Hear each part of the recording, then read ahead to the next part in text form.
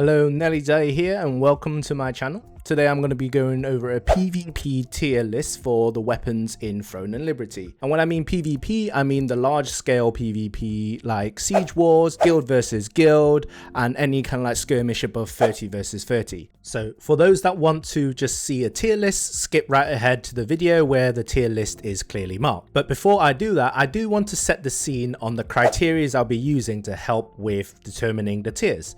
First of all, I'll be comparing like for like, i.e. tanks against tanks, healers against healers, and DPS against DPS. Once I have those tier lists defined within their own categories, I want to take that a little bit further and understand overall how each of those responsibilities fare and impact in PvP.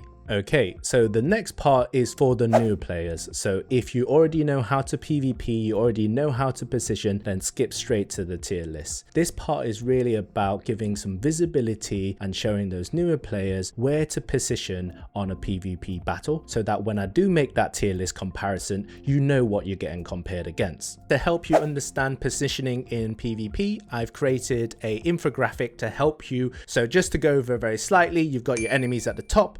Tanks are the people that are going to be either engaging, they're going to be peeling, or they're going to be just taking a lot of the damage for the team. The healers are your supports. They're the ones that are going to be keeping your team alive. They're the ones that are going to be doing some of the CCs, and they're going to be overall controlling the battlefield. And then you've got your backline and the flanks. They do exactly what they say. Flanks are the ones that are looking to get in a nice opportunity to get as much damage onto their squishies. The backline are most likely going to be pelting into as much enemies as possible. First of all, we've got our SNS wand. You're going to be tanking for the team. You're going to be right up there alongside the SNS greatsword. The SNS dagger, although also a tank, I would position more towards the tank and flank kind of side where you're looking for better engages. Now going into SNS staff, you're not really a tank, so you could either sit here or you can sit towards the back line or just within the healer side of things. For argument's sake, I'm going to leave them there for now. SNS bow, similar to SNS staff, you're going to be right behind. You're not as tanky as the SNS sword and wands, but you're going to be positioned there to control and maybe even shot core. Now the SNS X-bow I think is similar to the SNS dagger, and I'll explain a little bit later what an SNS X-bow might be able to do. Next, we're going to talk about our supports and our healers. So one bow, you're going to be wanting to position right here in a healer blob, and similar to one staff, you're going to be wanting to sit in this blob here. Next, we've got one dagger. Now, one daggers are normally kind of like, they can do a bit of healing, but depending on how you're spec'd, you can also be sat on the flank looking to get those engages into as much enemies as possible using those sleep bombs. Next, we're going to go over one X-bow kind of position over here.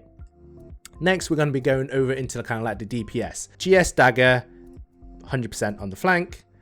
GS bow, you want to be skirmishing on the flanks as well. GS staff, similar story over here. GS X bow, this is also kind of like your flank. GS wand, similar over here. Now staff dagger is, you can be on the back line, but you can also be on the flank. So what I'm going to do is leave them onto the side there. Your staff X bow most likely going to be sat on the back line, as you don't have all that movement abilities. Your bow staff 100% going to be sat on your back line. There are opportunities when you can move into the flanks, but most likely you're going to be behind everyone. You're going to be as protected as possible, dealing as much damage from afar. Now your bow dagger, that sits on your flanks as well, but it equally can be on back line. So I'll kind of leave them in this position here. Your bow X-bow, you don't have much defensive, so you're going to be wanting to be sat right at the back. And now your X-bow daggers, 100% going to be sat on your flanks. It should come as no surprise that the SNS wand is best weapon combo you can have in large scale PvP. You're super tanky, you have self-sustain, you have great engage and disengage from your AoE sleeps. You're basically unkillable. You can have the whole guild basically hitting you if you play this right, and you will still survive. So without a doubt, big disruption, S tier. SNS greatsword, similar to SNS wand, pretty much right up there. I think it does rely a little bit more on your teammates to keep you alive, but in terms of raw movement abilities and raw kill potential, this is right up there. So you're super tanky and you have a lot of kill potential. So with your double charges, your devastation smash, you can get into the back line and you can basically evaporate some of the squishies. Moving on, the SNS bow, I think this is quite a decent tank actually. Normally people that play this might be playing a shot caller position. You're not right at the front, you kind of sit slightly behind in the front line, and your main abilities are to be super tanky but able to kind of like control the battles with your flash waves and tornadoes to be able to knock people up into the air. So in B tier. SNS Dagger, I'm going to move that into A just because in terms of a tankiness, you're not as durable as the SNS Wand and SNS Greatsword. You do play that flank position. You do have a better engaged, in my opinion, than an SNS Greatsword because of that range that you can kind of get with your Shadow Strike. And later on with Bellendir weapons, it can cause a lot of great disruption in the backline by CCing clumps of enemies for your mages to drop meteors on top of. So A tier for me. Now the SNS staff, similar to the SNS bow, I think it plays a role as a shot caller. You're not really on the front line tanking things. You are a little bit tanky with your SNS weapon, but you are basically a staff player that sits maybe around the same areas where your healers might be, controlling the battle, making calls on where to go and where to position. Next one, SNS Expo, super easy for me, has no reason to be on the PvP battlefield. You need to be in the backline to be able to use your spin to win as an Expo, but with SNS and Expo, you don't really have too much movement choices. So you're not really that tanky, and the damage that you need to do, you need to be a lot closer to the enemies, and you don't have that movement to do it. So I'll keep it in F. Moving on to healers. Healer, Wand and Bow, the strongest without a doubt heals that you get in the game, so 100% gonna whack that on at the top. Not only do you have the strongest heals, you also have great CC with your sleeps, you also have great CCs with your tornadoes and whatnot, so you do have great control as a healer and as a support character in this one. One staff, in terms of healer, I don't think that's as strong as your one bow, but I do think that you are able to do a lot more CC. So later on, you do have weapons that change some of your abilities to be able to mass CC chokeholds. So I would move that into A. I think you can play that heal and controlling aspect of a support character rather than just pure heals. Now, this is a special mention in terms of support character. The one dagger with your dagger skills allows you to kind of stealth towards the back, and it also allows you to heal teams that are diving into the back. Now, the biggest reason why it's in S is because it can sleep clumps of their backline. Enemies backline are going to get slept by one daggers, so I think I'm going to put that as an S tier because it changes the fight of those large scale sieges or in those guild versus guild scenarios. Next, Wand Expo. I don't think it has too much of a use in PvP. I think it's decent damage in a PvE scenario, but we're not talking about PvE. Next, we move on to kind of like your DPS classes. So DPS,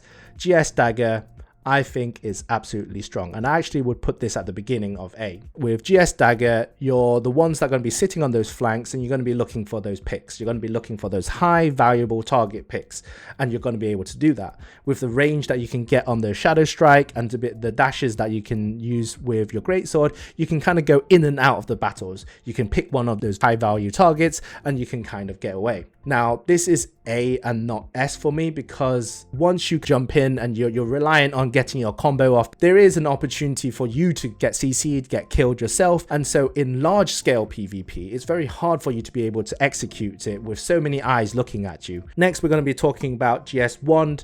Now, this one for me is pretty strong. There is a theory crafting angle that you can sleep bomb big clumps of enemies and then follow up with devastating smash. So you can actually just CC a group of enemies and keep them pinned down for a very long time. Now, I don't think they're as important as the SNS bow and SNS staff or has impact in this one, but I think it has potential to be quite an impactful large scale PvP build. Moving on to GS Expo. This one's a tough one because I think there is the ability to get into the backlines with your dashes and devastating smash and then do your spin to win. You are tanky, you do have that kind of movement ability, and you do have that spinning damage from both a Gaia smash into a spin to win. In theory, it does look like it will work. GS staff playing on those flanks. You've got that tankiness coming in from that greatsword. You've got that burst coming in from those spells that you can do. Actually, I'm going to move that into B. And the reason why is because the greatsword gives a lot more hit. With the meta being a lot more around evasion building, that greatsword passive that gives you a lot more hit and gives you that tankiness might actually give you that extra hit that's required for your spells to land on those high evasion targets. GS Expo, similar to the GS Staff, I'm going to put that also in B. I do think that that's a little bit better than Staff, just because I think Flash Wave and also the Tornado,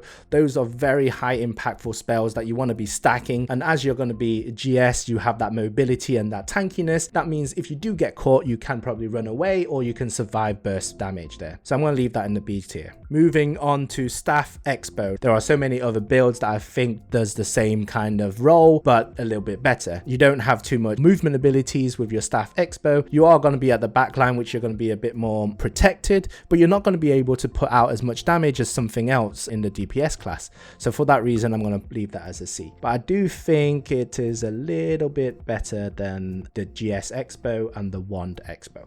Next, I'm going to move over into Staff Dagger. Now, Staff Dagger, I'm going to put into the A tier, and I would probably put that closer towards here. The reason why I think this is a really good skirmisher, you've got the ability to be able to position yourself with the dagger skill stealth, so you'll be able to kind of get onto the sides, get onto the flanks, find any of those squishies and either drop some AoEs in there or actually just go for a single pick using your ice lance. So this has really high potential to kill quite a few valuable targets and to be able to escape if you need. Now it also allows you to jump into the backline using Shadow Strike to kill those squishies at the back. Next, we're going to go over Bow Dagger. I'm going to put that a little bit in front of Staff Dagger, and it's purely because of that Flash Wave, because of the Tornado. You can choose to play on the side and go for executes on any of the squishies, but you can also play on the backline and go for kind of like that, those AoE skills into clumps and clumps of enemies. It's very difficult to say whether Bow Dagger or Staff Dagger is better, but I would almost put them side by side, or depending on the situation, almost equal. Next, I'm going to go over Bow Expo. Is a PvE build. You don't really see that in PvP just because there are other better options, so I'm just going to leave it at that. Now, Bow Staff, this is by far the strongest DPS class in mass PvP. It does a lot of damage. Every spell you press is basically damage, and you're going to be able to do a lot of AoE, so you're going to see your name come up in the kill feed loads when you're farming people. And the last one that I want to talk about is an Expo Dagger. The Expo Dagger, when played right, I think is pretty strong, and I put it into the end of A. I don't think it's as strong as a GS Dagger, but I do think they play slightly different roles. Although they're both assassination-y type characters, I think GS Dagger is actually the assassin, whereas Expo Dagger, you're kind of wanting to jump into the back, almost kind of like a suicide bomber. You're just going in there. You're not really looking to survive. There is, of course, outplay potential where you can go in there, do your spin to win, kill all the squishies, or do a lot of damage to squishies and potentially get out. However, most likely you're going to be going in there with a bomb squad, so maybe the one dagger, you know, sleeps a big clumps of enemy. You're going to go in there, spin in the middle of that, and you're going to be able to clear out clumps and clumps of enemy. And in a lot of the situations, you're going to be hitting people that have bows. Bows have a passive that if you get weakened, you're going to kind of get a shield coming up. So with Expo Dagger, there is a chance that if you're hitting squishies are normally bow players, in which case you're just healing them, you're giving them a chance to get their shields up because of their passive. So overall, this is my tier build going into global launch. I think things are going to change depending on what server and what people are playing. You know, if you watch my class video and you've looked at this tier build video with the positioning earlier, hopefully that helps you in what class you may want to play on global launch. Yeah, again, if you find any of this content useful for you or you enjoyed watching it, then please give me a like on this video and subscribe to my channel, and I look to see you again. Thank you.